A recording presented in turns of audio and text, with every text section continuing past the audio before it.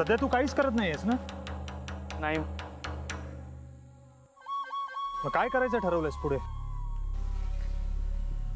मला आई बाबांना सुखी करायचं, बहिणीचं खूप शिक्षण करायचं, तिचं लग्न सुद्धा लावून द्यायचं. छान. आणि तुझं काय?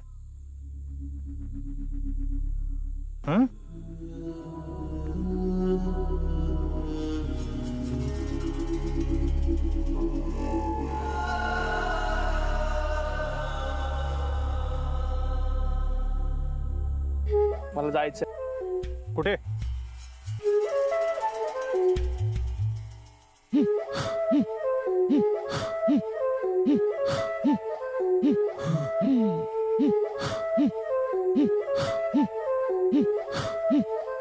बहिणीला सोडायचं कारण सांगून ह्या माणसाला भेटायचं होतं का तुला? नाही, मला तुझी घाई कळत होती, अस्वस्थता दिसत होती. आता खरं कारण समजलं. सोडा मला. का? कशासाठी? या माणसाबरोबर जायचंय का तुला? होय, मी घेऊन जातलं हे का? का? कशासाठी? काय हवंय तुला गणेशकडून? ह्यो वारस हा माझो, माझ्या विद्येचो. आता माझ्यापासून जर कोण एका सोडव किलो तर ही भूतावळ सोडूची नाही. ते का चिंदियो चिंदियो करून टाकीत त्याचे. हालायचं नाही तू. हं?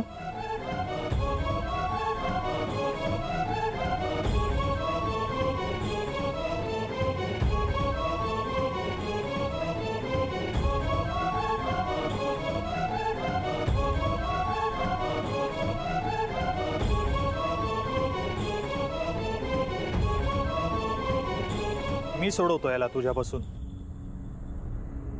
मला भूत झपाटेल ना? झपाटू दे. अशी खूप भूत आहेत माझ्या अंगात, आणि तू काय माझ्या चिंध्या करणार? मी सोडूसही नाही, चिंदियो करतलाय.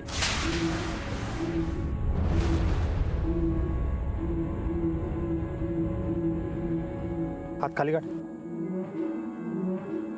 फोटो काढतोय तुझा.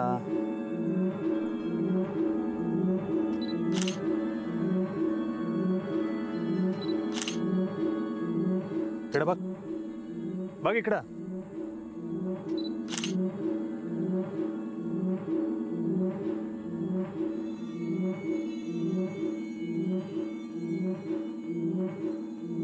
हॅलो. हा, तुम्हाला आता एका माणसाचे फोटो पाठवतोय. त्याला ताब्यात घ्या आणि फिंगरप्रिंट्स घ्या त्याचे.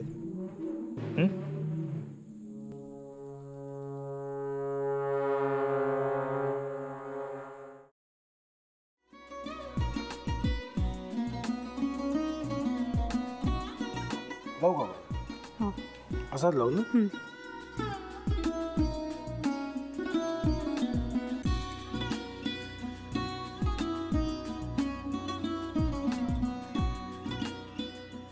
आता काय करायचंय? आता आपण ड्राय स्टफिंग दुसरं काय करणार आपण त्यात? आपण ह्याच्यात मेयोनीज न टाकता बाकीचे सगळे साहित्य टाकायचे. अच्छा, हे सगळं. ऋतू, माझा तर विश्वासच बसत नाहीये. म्हणजे अगं बहिणी आमचं लग्न व्हावं म्हणून किती प्रयत्न करत होती, आणि ते सगळं करताना की शिवच्या आम्हाला माहिती पुरवते. नाही, मला नाही वाटत. गौरी खूप चांगली असतो म्हणून तुला सगळं जगत चांगलं दिसतं, पण शिव उगाच बोलला असेल का? त्याच्यावर विश्वास नाहीये का तुझा? शिववर पूर्ण विश्वास आहे मी माझा, पण तो आता हे जे काही करतोय ना, म्हणजे निशा बहिणी समोर त्या राधिका सोबत फिरण्याचं नाटक वगैरे, ते त्याचा काही उपयोग होणार नाहीये. अगं असं कसं म्हणतो?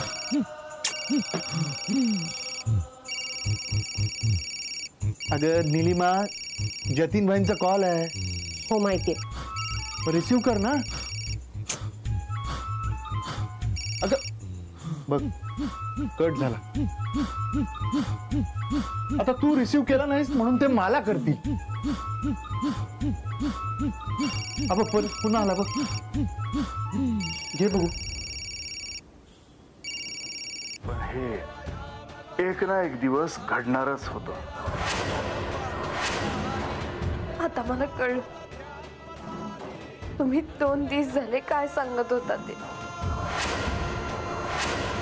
बनू हे संकेत असतात आणि हे ठरवून येत नसतात. मी बाहेर तुमची वाट बघते.